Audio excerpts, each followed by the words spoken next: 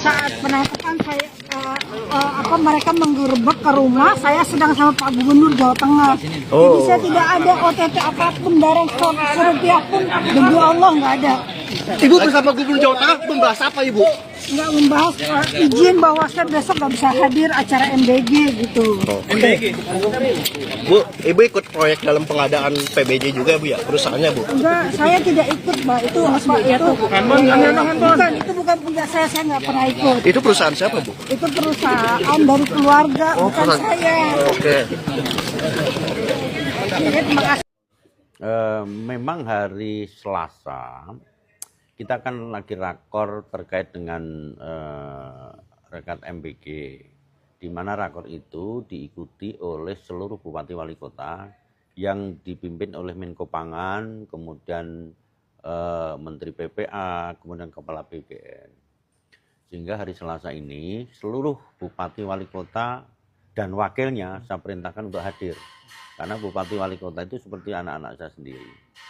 Dan jadi malam Senin malam ini, setelah saya ada kegiatan buka bersama dengan Ansor, memang ada beberapa bupati dan wakil bupati yang menghadap saya.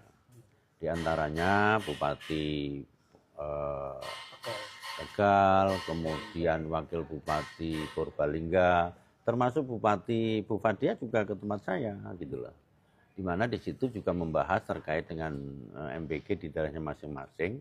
Dan Bu Fadia pun menyampaikan bahwa saya mungkin saya tidak bisa ikut Pak Gubernur karena ada kegiatan nanti Pak Wakil dan stafnya yang akan mengikuti. Hanya itu, setelah itu kembali.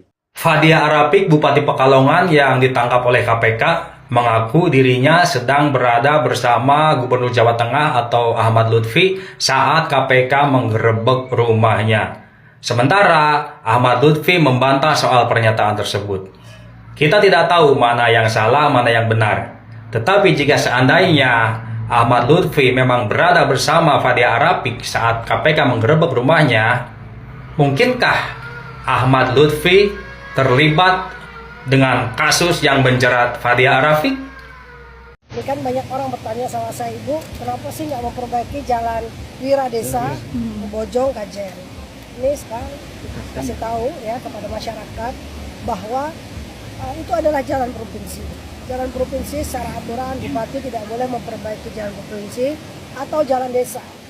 Kenapa? Karena jalan provinsi itu adalah tanggung jawab gubernur, jalan desa tanggung jawab kepala desa.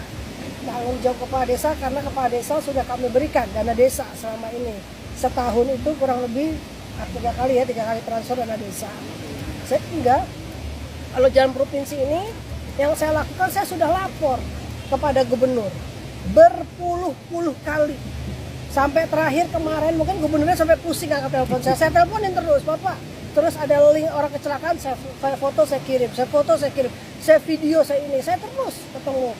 Tapi memang kata Pak Gubernur, Ibu, itu jalan itu nilainya kalau mau dibangun, karena kalau ditambal-tambal kan akan rusak lagi. Kalau dibangun secara maksudnya yang beton itu bagus, rigid ya, itu 120 miliar. Hanya dari Wira Desa ke Kajen. Jadi saya provinsi pun juga sedang pusing karena nilainya terlalu tinggi, mungkin akan minta bantuan ke pusat. Jadi itu saya harap masyarakat mengerti, karena kalau bupati memperbaiki jalan yang bukan tanggung jawab dari bupati atau kepala daerah di kabupaten tersebut. Gubernur Jateng Ahmad Lutfi bantah bersama Fadia saat OTT KPK, akui sempat bahas MBG. Gubernur Jawa Tengah, Ahmad Lutfi angkat bicara terkait tudingan yang dilontarkan Fadia Arafi soal momen penangkapannya oleh Komisi Pemberantasan Korupsi, KPK. Fadia sebelumnya menyebut dirinya ditangkap saat sedang bersama Gubernur Jawa Tengah. Pernyataan itu disampaikannya usai menjalani pemeriksaan di Gedung Merah Putih KPK, Jakarta Selatan, Rabu, 4 Maret 2026. Menanggapi hal tersebut, Lutfi membantah tegas. Lah yang nuding siapa? Ditangkapnya Bupati Pekalongan, kita saja ndak ada yang tahu, kata Lutfi saat dikonfirmasi, Rabu, 4 April 2026. Selain Fadia, hadir pula Ischak Maulana Rohman selaku Bupati Tegal dan Dimas Prasetyahani sebagai Wakil Bupati Purbalingga.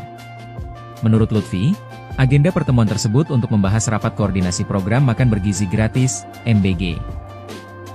Yang digelar keesokan harinya di Gedung Grahadika Bakti Praja, Kompleks Kantor Gubernur Jawa Tengah, Jalan Pahlawan, Kota Semarang.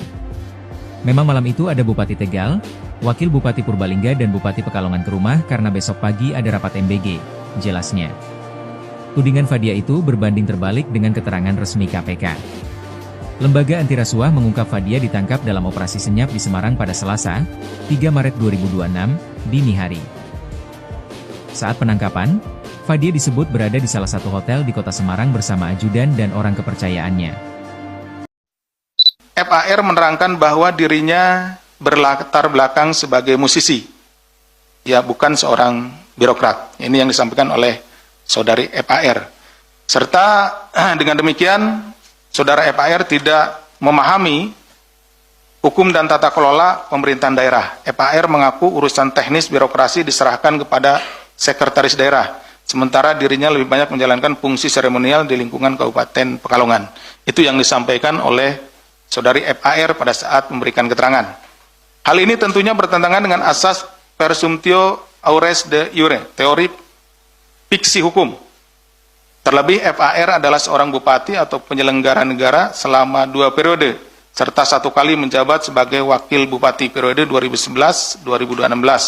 Sehingga sudah semestinya FAR memahami pelaksanaan prinsip-prinsip good governance pada pemerintah daerah. Emang boleh 2 periode jadi kepala daerah tapi ngaku gak paham hukum karena dulunya penyanyi dangdut. Pernyataan itu muncul dari Bupati Pekalongan Fadia Arafik yang kini jadi tersangka kasus dugaan korupsi di Pemkab Pekalongan. Di pemeriksaan KPK, Fadia ngaku kalau dia berlatar belakang musisi dangdut, bukan birokrat. Jadi gak paham hukum dan tata kelola pemerintahan daerah. Namun dalam hukum ada prinsip yang disebut presumptio iures de iure atau asas fiksi hukum. Artinya setiap orang dianggap mengetahui aturan yang berlaku. Jadi alasan tidak tahu hukum tidak bisa dijadikan pembelaan, apalagi bagi pejabat publik. Ex penyidik KPK Yudi Purnomo Harahap menilai alasan itu sulit diterima karena kepala daerah pasti mendapat pembekalan soal aturan dari Kemendagri maupun lembaga lain. Dalam kasus ini KPK menduga korupsi terjadi lewat konflik kepentingan dalam pengadaan proyek di Pemkab Pekalongan. Fadia disebut mendirikan perusahaan keluarga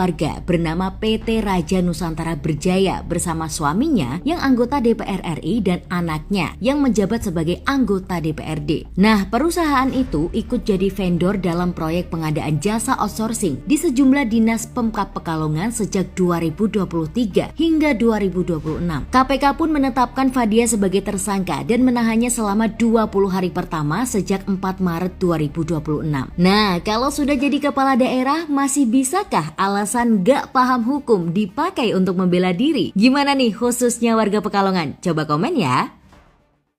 Selama kami ada di posko, itu nggak ada informasi itu. Ini kami sampaikan aja. Tapi saya kurang tahu kalau si ibunya apakah seperti apa. Tapi di posko itu kan komunikasi langsung terus dengan kami. Yang ada di lapangan dengan yang di posko. Tidak ada informasi seperti itu. Kalau di Semarang betul. Karena pada akhirnya setelah dari Pekalongan itu tim ada yang bergerak ke Semarang, bahkan hampir kehilangan yang bersangkutan. Di tengah malam itu baru ketemu dan bisa diamankan. Fadia Arafik yang menjabat sebagai Bupati Pekalongan ditangkap Komisi Pemberantasan Korupsi pada Selasa dini hari 3 Maret 2026. Penangkapan itu terjadi di wilayah Semarang, Jawa Tengah bersama 2 orang kepercayaannya. KPK menyampaikan bahwa penangkapan tersebut berkaitan dengan dugaan tindak pidana korupsi dalam pengadaan barang dan jasa di lingkungan Pemkab Pekalongan. Di tengah kabar penangkapan itu, sorotan publik juga tertuju pada Fairuz Arafik yang dikenal sebagai figur publik dunia hiburan. Melalui media sosialnya, istri dari aktor Sony Septian itu terpantau membagikan sejumlah kutipan bijak yang menyinggung tentang sikap memilih diam ketika menghadapi tudingan. Tak hanya itu, Fairuz juga membagikan kutipan panjang tentang makna keheningan sebagai bentuk kekuatan menghadapi tekanan.